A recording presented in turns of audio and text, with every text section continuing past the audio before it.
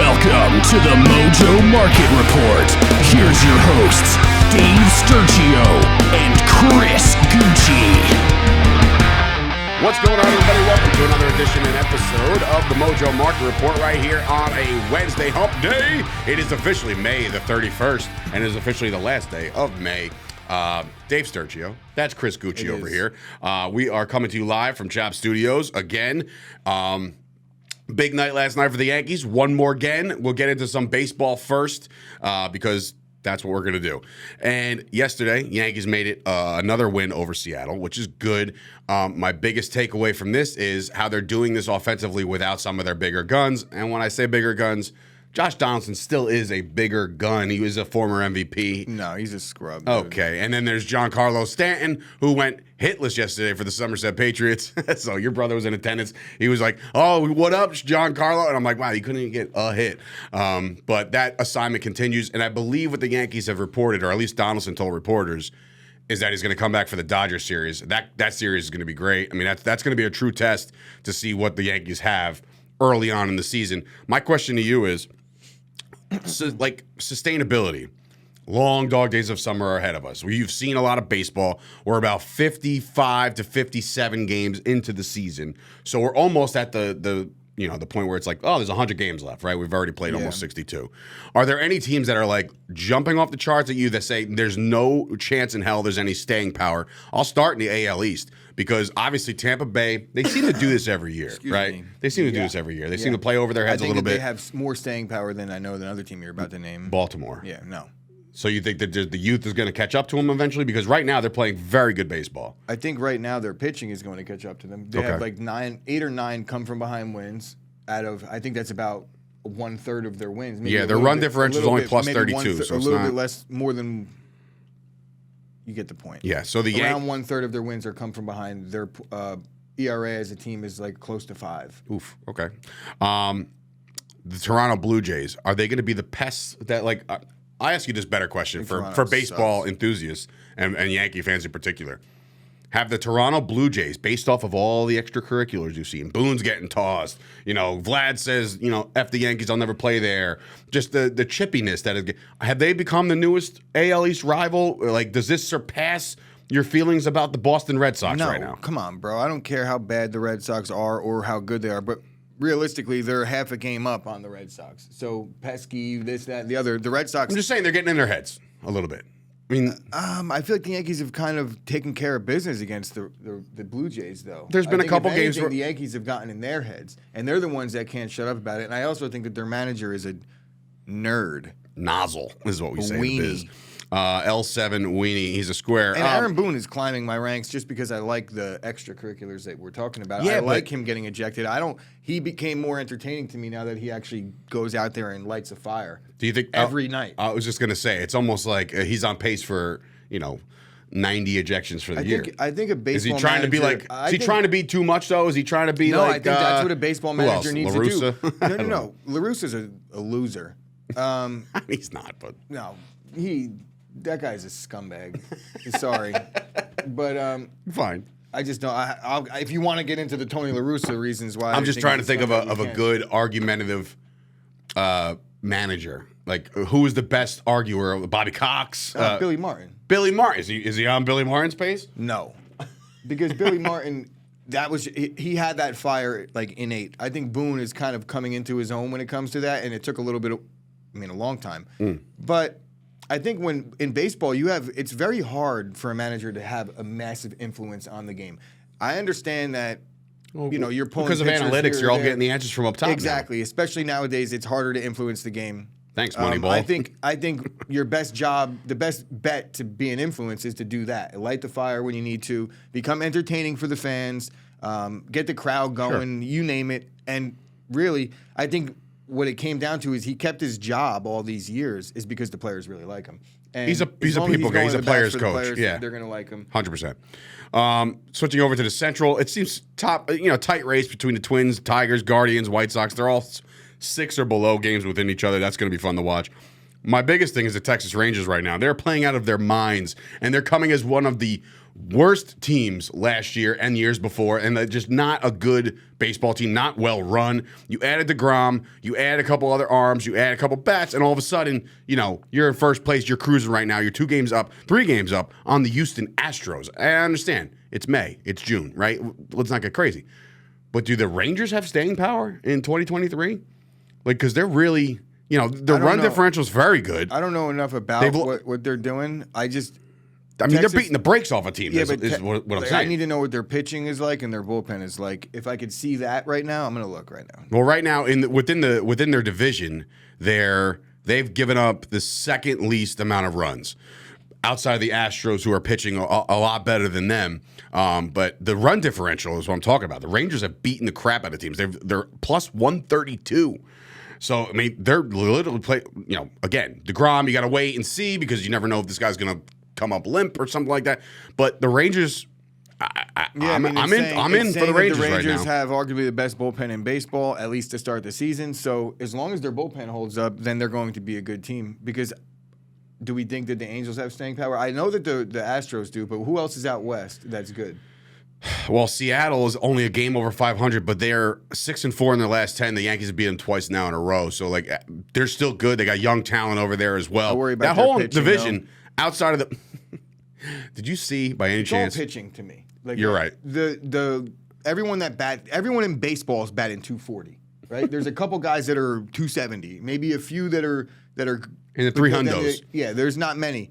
So it's all about the pitching. If your pitching sucks and nobody could hit anymore and your pitching still sucks, then you're not going to have staying power. The Oakland A's are 12-45, and yesterday I saw a video of a guy jumping the guardrail and running on the field, and there wasn't a security guard in sight.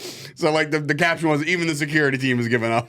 It's unfortunate. They're moving. We've seen some. I don't know if you guys have seen some of the drawings of the new stadium. It's going to look awesome. I think it's great for baseball. Honestly. What? It's adds to the lure of what's happening with the A's right now. Because it doesn't matter to me. It sucks for the players going and playing in front of tens of fans, but it really doesn't. Tens of fans. It's almost cool in a sense too. I would almost relish the opportunity to be.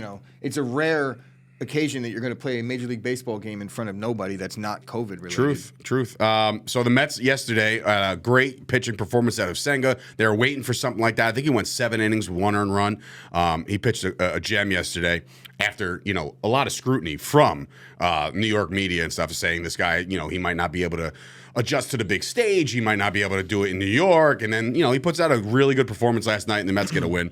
So that race is going to be the Braves, the Mets, the Marlins, and even the Phillies. The Nationals, not really. They're kind of toast right now. The NL Central right now is very, very tight. Last place, but it's very tight, but it's very bad. So last place right now is 4.5 games behind first place, but they're also 7 games under 500, and that's the St. Louis Cardinals. The Milwaukee Brewers are sitting there at 28 and 26, 2 games over 500, and they're sitting in first place. So the NL Central is going to be the worst division winner, clearly. And then out west, all eyes on the Diamondbacks right now because the Diamondbacks, again, playing over their heads. Their run differential not that great. They've won a lot of close games. They've won 3 in a row, and they're sitting just a game behind or a game and a half behind the LA Dodgers, which, again, every year you feel like the Dodgers are just going to run away with that division because of all the money they've spent over there. What luxury tax? They don't give a crap about it. They just keep spending. They've even been linked to the Ohtani sweepstakes, which is, I'm like, how the hell are they going to do that? But they can. They have all the money in the world. So that's that. And of course, there are teams that are just kind of sitting around and it's not going to work out for them this year, like a Colorado Rockies team who are 10 games behind, 8 games under 500. So it's going to be tough sledding, but again, it's going to be June tomorrow, so you guys will actually start to figure out who's who and who's got the staying power going into the dog days of the summer. All right, so summer starts in like a month. I know, it's crazy. Unofficial or official? Just kidding. What's today's date? Today is May 31st. So unofficial start of summer. All right, so we wanted to do something today a little different. We've been focusing in on a lot of our Mojo stocks, who to invest in last year. When Mojo first released, we gave you our biggest plays. We've continued to do that throughout the course of the last couple days, or our last couple weeks rather, of guys that you might want to invest in, like your Alexander Mattisons of the world because of the Dalvin Cook situation, or maybe any running back on Buffalo not named, pretty much no running back on Buffalo not named James Cook. But there's guys out there that we still don't have a home. Ezekiel Elliott's still waiting to sign somewhere. I still firmly believe that he's going to wind up back in Dallas. It's just my gut. I don't think he's getting signed at all. It's crazy, right? It's crazy. Well, He's going to get signed. I mean, realistically, isn't he still on Dallas? No, he's Till done. tomorrow. I guess that's true. So they can't even sign him. Like they're going to just Resign him. restructure? I don't know. But what we wanted to do last year, Chris and I decided to put together a Dynasty League with some of our closest friends and the guys that we know that are going to be in it to win it and want to just kind of stick around and stay around. Dynasty Leagues are fun because it actually has a lot to do with Mojo, because with Mojo, you're investing in these players long term, right? So this is exactly what you're doing. So what we're going to do is we're going to go over our teams and kind of give you a little bit of a predicament as to who we're keeping and who we're going to shelf. So the rules of this league, Chris, are as follows. Yeah, How many guys are currently on the roster?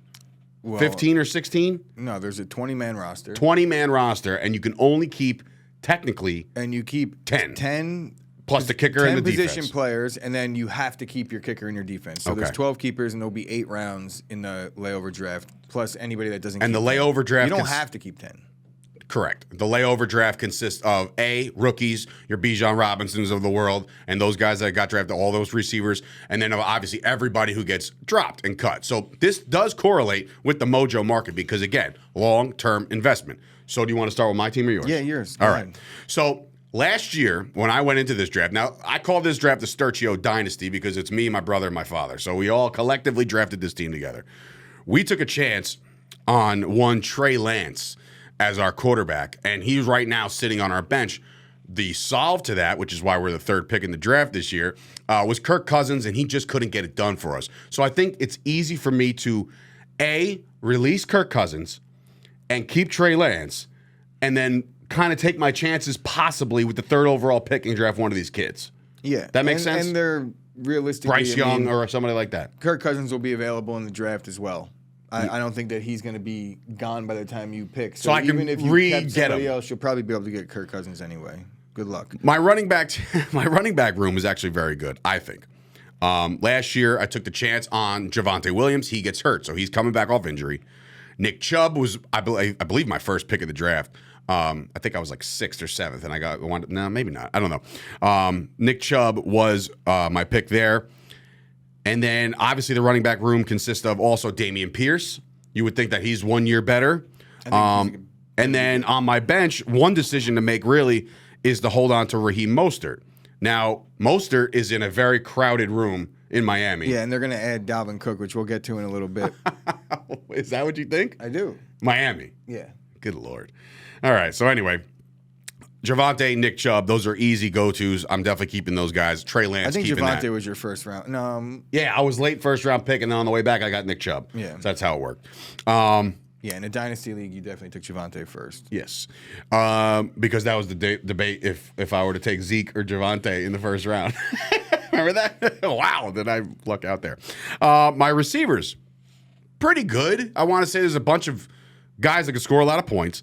Brandon Ayuk, DJ Moore now in Chicago, T. Higgins, which again he's due for some money soon, so look out for him. Darnell Mooney in Chicago, Nico Collins, Romeo Doubs. To me, the easy ones to keep are Ayuk, Moore, and Mooney. Right? I mean, you would assume the one sacrifice I might have to make is Nico Collins, which I think losing Brandon Cooks. So who's your receivers again? Name them. They are Brandon Ayuk, DJ Moore, T. Higgins, Darnell Mooney. And who's your 3 guarantees? My 3 guarantees out of that would be Ayuk, Moore, and Mooney. Moore's in a new system. Oh, wow. Moore and Mooney are on the same team. Fudge sickle. Got to get rid of one of those guys. That has to, Good luck getting rid of one. You're going to have to just cut one. Yeah. Yeah. But then, like, on my bench, are you interested this year in 2023 Nico Collins because of the fact that Brandon Cooks is now in Dallas? So he all of a sudden becomes wide receiver 1-ish? I mean, I think they're going to run the shit out of the football this year. Which is good because I got Dameon Pierce. But so that works. I mean, they're number 1. Yeah. So however you feel about that, I think he had some, scattered success last year, but he wasn't really in a good position to. I wonder how to excited score you would points. get if a Romeo Doubs became available to draft. because that looks like he's going to be a casualty for me. Me personally, if I said my team, I really wouldn't be too excited just because of the fact that I don't have much room at receiver. My receivers are loaded. Okay, and the kicker, Robbie Gould, doesn't have a team right now. He might wind up on the Cowboys. We'll see. And the Cowboys' defense is my defense. The guys that are going to be on the outs, Isaiah Likely, unfortunately for me, because my tight end right now is Dallas Goedert. I think he comes back, he's just a really good tight end. And, of course, Greg Dulcich, which I really invested heavy in, even on Mojo, because I figured his first game that he was going to break out, that one, I think it was a Monday Night Football game. I talked to Luke Sawhook on one of those lives, and we were both high on Dulcich, and I was like, you know what? Let's go. I don't know if he makes my roster in 2023. But the biggest thing I think for me is determining who I want between Mooney and DJ Moore. And you know what? Just the way I'm looking at it, I would say I would keep a DJ Moore over Mooney right now. What say you? But you said I'm thinking about it. You have T. Higgins too. So you're saying like DJ Moore is not your number one. I'm like, and if he is, you're in deep shit. Deep shit. And Brandon Ayuk is going to be a serviceable player too. He's young. Until they sign DeAndre Hopkins, and then he's going to be their third. A whole team fourth option. Dismantled by free agency all of a sudden when free agency was supposed to be done. But then he might become movable. Ayuk if they sign D Hop. Can I? I want to know this. Can I trade one of these guys for picks? And if I do, does that mean the team that receives him has to be one of their keepers? Is that how it works? If it's for a pick, like let's just arbitrarily say I trade Javonte Williams to you for your third round pick, right? I mean that would be a 13th round pick. What? Because if you look at it realistically, there's already 10 guys on every team. That would be 100 guys down. So you'd be trading Javonte for the 130th player overall. In the third round, none of the good rookies are going to be there. I'm picking 11th. I'm picking 11. I'm picking 29. So let's pretend I trade you for the first round, even though you wouldn't. Like Javonte for your first round pick. I'll do that. Relax. No, I don't want to do that. But what I'm saying is, does that mean automatically you have to keep Javonte Williams? I'll give you my second round pick too if you want. Stop. I'm asking you, does that mean you have to keep him? Yeah. Okay, so that's the rule. Let's be real here. If you're trading your first round pick, you want to keep this guy. Yeah. For a pick for a player right now, you're going to keep the guy. Right. All right. So that's my conundrum. Let's go to. Did you lose in the finals? Yeah. You lost in the finals. So let's see what this team's all about. Abdul the Butcher, right now, your quarterback situation is not well. It's fine. It's not, because it's Kyler Murray and nobody else. Yeah, but I'm probably going to get Jordan Love, and I know that's not going to necessarily fix anything, but I'm going to get Jordan Love. Who has Jordan Love right Joe. now? See, that's not fair. That's collusion. It's not fair. It's collusion. I'm going to give him... What? You're going to give him a fifth round pick for Jordan Love? First of all, no, I'm not going to give him a pick. I'm going to give him a player that I'm keeping. And it's probably the only player that I'm willing to actually give up for Jordan Love on my roster that I'm keeping would be Kyler Murray. One. He's not going to... He shouldn't do that, but go ahead. I mean, you can make the case that he should do that because he already has Tua. So it's not like he's going to start Jordan Love. I think Kyler right now... Tua and Kyler right now has a Spider-Man meme written all over it. Right now, in fresh leagues... non-keeper leagues, Kyler Murray is going way higher in mocks than Jordan Love. Still. And then you made that corrupt-ass trade last year, too, with adding Jonathan Taylor to your roster. So. But I traded Deshaun Watson. Oh. Hey, I got offered that. Yeah, whoever. By who? Sam. Another one. Jesus. All right, Sam. so my team is dominant, clearly. I'm looking at it. I don't see many holes. Except for quarterback, but we all know that, we can make that work. There's 10 rookies that are all going to suck, but one might be good, right? I know that Herbert's on the block in this league. Herbie. Yeah, but what's that compensation like? I'm sure Waddle will get it done. I wouldn't trade Waddle for Herbert. If you were who? If I was him.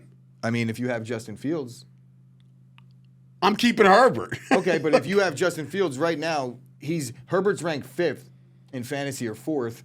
In most consensus, and where's Justin Fields? I don't know. 5th, 6th. That's ridiculous. Okay. The guy doesn't throw. He had 1,000 rush yards last year. Okay, and he had 1,000 throwing yards. I agree. I wouldn't take Justin Fields because I'm a Packers fan. But let's be realistic here. Let's. Right? in a fresh draft or a keeper draft, where's Jalen Waddle going? 3rd round.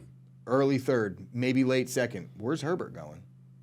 Depends on your philosophy. Where's Herbert going? 2nd? No. Name him. He's not going over Mahomes. He's not going over Josh Allen. Mahomes is a 2nd round pick. Josh Allen is a 2nd round pick. That's ridiculous to me. Joe Burrow is going before. Think about being later in the 1st round. Okay, let's say later. That means on the come around, you're going to get somebody else pretty good. Jalen Hurts. Where's Herbert going? Maybe this won't make sense to people, but for me, I ran into this buzzsaw known as not having a quarterback last year, and I finished 3rd to last. I almost made the play. I was like a game out of the playoff. I'm doing that trade too. I'm going to offer that today. No, but what I'm saying is this: Herbie. You get Justin Herbert on this team, you've officially ruined the league. No. There's very good teams in this league. No, there's not better teams than what I'm looking at on paper with you adding a Justin Herbert. That's going to be ridiculous. So Aaron Jones, Jonathan Taylor. Garbage. CD. Can I get CD off you? No. Come on. I need a receiver. Who's your running backs? I got good ones. Damian Pierce. No. Chubb. Javante. No. Really? Well, no Javante, huh? Anyway, keep going. Because I'm going to trade Waddle for Herbert, so I'm going to need to keep You're crazy. I'm going to make sure I get in on that. That conversation. CeeDee Lamb, AJ Brown. I'll convince him not to do it. CeeDee Lamb, AJ Brown. I guess I could just skip over Waddle because I'm going to put Herbert in that spot. But you know who I think is I'm going to lose my mind in 2 seconds. This is it's too early for this. This is the savvy moves that I made last year. The savvy moves, the corrupt ass. Get them while they're done. I drafted Calvin Ridley. Right? He was suspended. Yeah. Right. So now you have him as your starting receiver. So now I have him. Okay, sure. Right? Your 3rd running back ain't all that great. Who? The fact that you're going to start 2 Packers is probably not a good idea. No, I'm not going to start 2 Packers. Okay. Well, right now I'm looking at your starting lineup that says 2 Packers. Yeah, but I'm going to. Remember I said Dalvin Cook? You have Madison there. What are you going to do with him? Remember I said Dalvin Cook is going to Jameson Williams Miami? suspended. Madison's going to be the starter in Minnesota. So I don't have to start A.J. Dillon until... You getting all this? You jotting all this down, folks? Because this is what he thinks is going to happen. No, it's going to happen. Oh, tomorrow, okay. when Madison gets released, when Dalvin Cook gets released tomorrow, who's going to be the starter? On the depth chart right now, it's probably already Madison. Sure. But I don't know if he gets released. Look at their Twitter, bro. Look at their website. I saw their website. Your bench is very light. I guess you released everybody already. It's a very light. It's a keeper league. You've Murray, Madison, and Jameson Williams. What do you do with Jameson, dude? That's who I'm trying to trade for Jordan Love. That would be a bad trade for me. You're trading a guy that's suspended for 6 games for a starting quarterback. Yeah, and remember last year when Calvin Ridley was suspended for the entire season? Okay. Now look at that investment. Well, that remains to be seen. It is. You can't just predict he's going to blow up because. Man. Why do you think they spent all that money on Christian Kirk and Zay Jones and all this other? There's only one ball to go around, pal. They didn't have Calvin Ridley when they paid for Christian Kirk. Calvin Ridley was I'm well aware. Deadline acquisition last year, and Calvin Ridley looks good right now. Nah, they're saying they're limiting his role, his reps. They got to ease him into the process. On, bro. Anyway, Calvin Ridley's going to be a top. It's going to be a fun draft. Calvin Ridley. I'm just going to see what the newest article says on Calvin Ridley. Well, I tell everybody right now to follow Mojo on social media, TikTok, Instagram, Twitter, @Mojo, MOJO. Join the Discord. Big Discord guy. I'm a big Discord guy. I'm kidding when I say that, but definitely join the Discord. Daily conversation to be had as Chris looks up whatever he's looking up. Calvin Ridley shows no signs of rust during off-season practice. He's going to tweak his hamstring. I'm juiced up. Oh, that's good. Now he's on steroids. That's what we all want, right? He's on my fantasy team. Hopefully he's got the clear. Right? Unbelievable. Everyone in the NFL. So that's the conversation to be had tomorrow. Tomorrow on the show. Of NFL players that are on something. Well, here's where I'm at 50? with that. And I don't want to get too deep with this, but what I want to say is I think the NFL has a threshold as far as a number your testosterone could be. Sports. Right. So everyone's on something. So if that's the case, then yes, you can take a prescribed amount of test if you have low T. That's a prescribed doctor's thing. But you probably can't be over if you're an NFL athlete, probably not over 800 if you don't know what that means. Doctor. What? You just think everybody's just I think that juicing up. Huh? I think that if we want to get technical, what do I think? I think that there's doctors that are just a mill. It's just the same way as anything else. When you get paid to write prescriptions, you're going to write them. Next on 2020. Tomorrow, we will preview the NBA Finals. We'll go, do our picks for that. What do you need to hear, buddy? And Friday, we're going to put a bow Bro, I remember when I went and got my on weed, this entire thing. I got my weed card for the first time. They Ooh. were like trouble sleeping, right? I was like, yep. That's exactly what they did to Johnny Drama in Entourage. Like, that's would my you say point. you're anxious? No, I'm fine, Doc. Well, then I can't write your prescription. I mean, maybe a little anxious. I have to remember what show we're on sometimes. Anywho, for Dave Sturchill, Chris Gucci. Good joke. Back tomorrow for the NBA Finals preview, and I'll put a bow on this entire thing come Friday. We'll see you guys then.